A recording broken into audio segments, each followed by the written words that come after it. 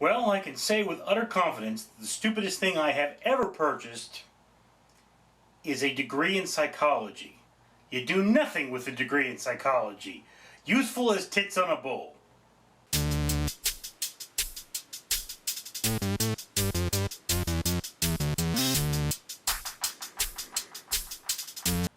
Alright, ladies and gentlemen, I am fat, I am naked, therefore this must be a naked blog, and this week we are talking about the most difficult purchase of your life. Yes, some of us have bought homes, and some of us haven't. And Trisha Hirschberger has just bought her home and said it was a very difficult purchase, despite the fact that, there are just all kinds of empty homes in America. The prices should be dropping like stones. But then, one of the things about those empty homes is that they tend to get vandalized and homeless people sleep in them. So, they can be pretty nasty. Yeah. Anyway, so, just to be clear here, we're naked not as a sexy thing because I don't need any help, but rather because, we're being honest and open and being absolutely sure that we are hiding nothing, even though I'm hiding my incredibly sexy self behind all of this camera. So, I still see this as a problem. But, hey, there are rules and I'm going to follow them. Disciplined evil. Anyway, so what's the most difficult purchase I have ever made in my life? I could say with absolute certainty was the first time I bought a car. Here's the thing about cars. Cars have been a bane of my life. I absolutely need one to get to work. Never been able to rely on public transportation, and, well, I sort of bought my first car when I was in high school. You see, my father purchased it for himself with my money. I'm still upset about that. It's complicated. And he eventually gave it to my sister, bought himself a new car, and eventually realized that I needed a car more than her, so I got that car. But for the rest of my life, Amber has always been trying to make me suffer for driving that car. It was a long story. So, yeah, anyway, a couple years later, my family is, of course, demanding more and more of me because that's what they did. And that car is falling apart. So my father, he went out there and he gave me another car. And demanded I pay for it. It was a busted to hell piece of crap that police kept pulling me over thinking I had either been in an accident or commonly drank while driving. This was kind of a big deal. So after I got harassed, I gave that car back, and the first car, which was at that point in my name, I kept getting it fixed until finally the engine blew. And I was sitting there going, I need a new car. I absolutely need a new car.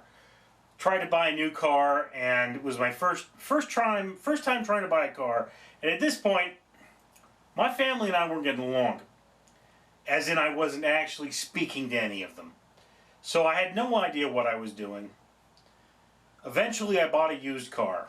Forget how much I paid for it exactly, but I paid about Kelley Blue Book for buying that car from a dealership, plus some fees.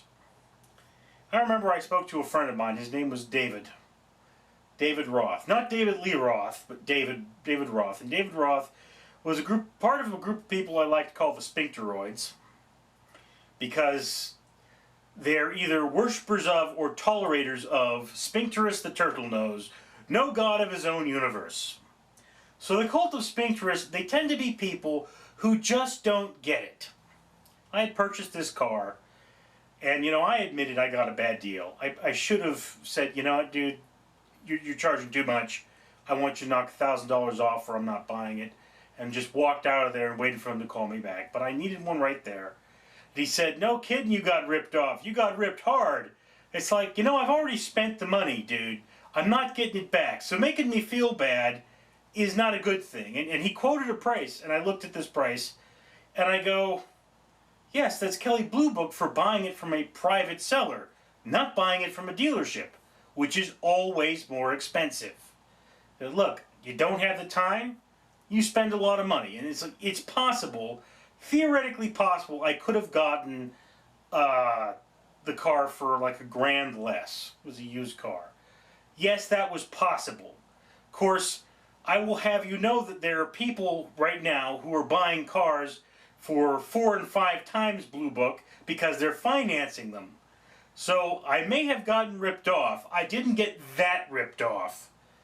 This guy, you know, he was supposed to be one of the smartest people I knew.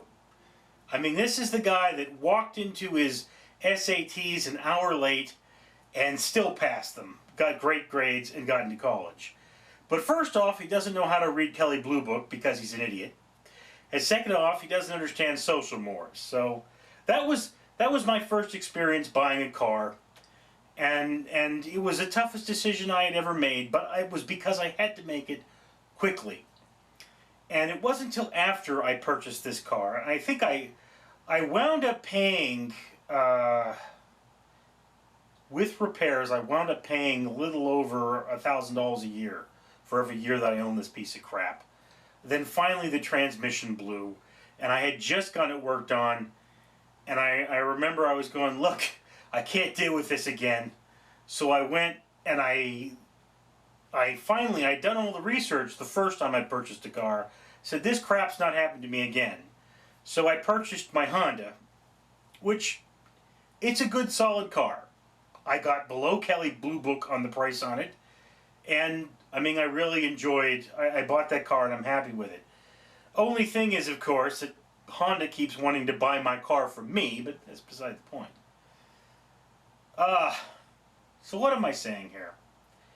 Here's the thing. Yeah, I had a terrible experience buying my first car. It was a very difficult decision. But I learned so much from buying my first car that literally, in the morning, I drove home in my malfunctioning Saturn, which was a piece of crap and could never be properly fixed. And before I went to work that night, I went home in my malfunctioning Saturn and I decided I was going to get another car. And before I went to work that night, so in less than 16 hours, I had found the car I wanted and gotten a great deal on it. So, yeah. It's one of those things. Sometimes in life, you're going to get a bad deal. The thing about that bad deal is to learn from that bad deal and not make the same mistakes again. So it's like, yes, you know, Tricia Hirschberger has said she wants to, this is the house she wants to live in for the rest of her life. Yeah, okay, except for if you get really successful in Hollywood, you're going to look at that thing and say, gee, I want something more luxurious. It's kind of how that works. Cats are making noise. I don't know why they can't leave me alone when I'm making these videos. And then there's a car. We're not supposed to edit these, so I gotta leave this in. But like I say, you know, once you make a decision, I could have stuck with that pile of crap car. I'd sunk a lot of money into it. And this is a common problem with human beings. Once we sink money into something, we don't want to give it up. So I had sunk my money into that car. I knew that no matter what I did, that car wasn't going to be a good car. I could have had the transmission completely replaced, wouldn't have made a difference. The transmissions for that car were crap. The Saturn Corporation had at that point gone out of business. So, yeah, what I'm saying here is you may make a lot of big decisions in your life. Don't dwell on them. If you lose, understand you've lost and move on.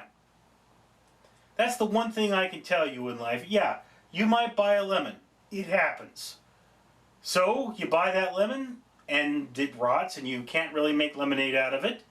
Yeah, toss it into the compost heap and go get yourself something else. That's life. It's hard and you're going to make a lot of hard decisions. I'll tell you something, Tricia. You're not going to watch this, but I'll tell you something, Tricia. You got a home now. Eventually, you're going to have to get a contractor. And I can tell you something, that 90% of the contractors you talk to are going to be crooks. I know. I once went with a contractor who, You know, lowest bidder. Ooh, is that a bad idea? You need to go with people who come in, look professional, and know what they're doing, and who you can check their references. And, you know, try to go with people who are either affiliated with a store of some kind or Costco. Either like, you know, your Home Depot, your Lowe's, because that way, if they start getting complaints, Lowe's won't work with them anymore. Costco guarantees everything. And, you know, you work with these people that'll be like, yeah, you get it right, or you get screwed by the bigger people. So that's my only real advice. I don't have a lot of experience, but I can tell you, yeah, you think buying the home is going to be the biggest thing in your life? Try getting a bathroom redone. It's going to be expensive. I hope you didn't buy a fixer-upper, because fixer-uppers are real hard to deal with. Anyway, that's my 50 cents on the matter. So I'm going to ask the Naked Army there. Hopefully someone will answer me, because it is customary for us to ask a question. I'm going to ask, how would you find a decent contractor?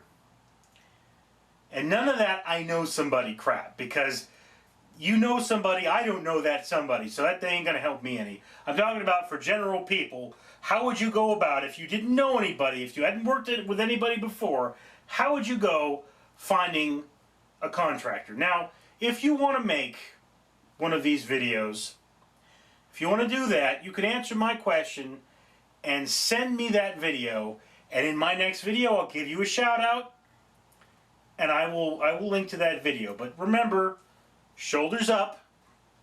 If you're under 18, get your my camera shut off. If you're under 18, get your parents' permission, and unless you're a hot chick, and be over 18 if you're a hot chick, and you can go totally naked, but just make it no, don't do that. I'm just kidding. Anyway, peace out. I'm Richard.